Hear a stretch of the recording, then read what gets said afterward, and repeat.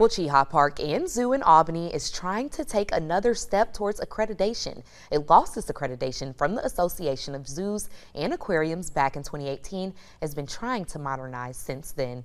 The park is working to meet a tight new USDA requirement deadline of September 19th, requiring the park to make some changes to the fencing at the zoo. At the last night's City Commission meeting, the city approved a new distribution process for SPLOST funds, which requires Chehaw Park to submit SPLOST requests for commission approval prior to disbursement of any funds. The park's executive director stated at the meeting that if the city didn't come to a decision Tuesday night, they could possibly lose operation of the Chehaw Zoo to the public. Right now, if we would not be able to execute the fence work if we have to come back in 2 weeks, we will not meet the deadline. If we come back and don't meet that, we will have then another deadline to meet. If we don't meet that under a relicense inspection, we will not be able to operate the zoo to the public.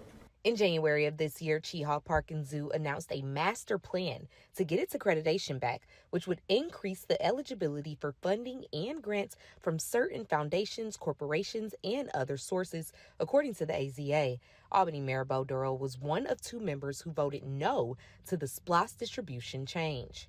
There's $12.5 million in SPLOST money that has been spent at Chehaw Park in the last 20 years.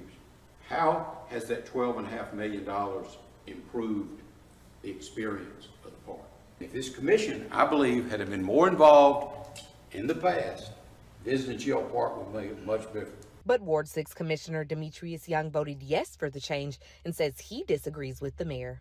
The SPLOST referendum said this money should be given to Chehaw Park, and the Chehaw Park Authority is supposed to oversee those funds. So governmental-wise, it just makes sense to allow the authority to do its job and hold those folks accountable. Park management says they're clearing debris now to get equipment in to work on meeting USDA's deadline.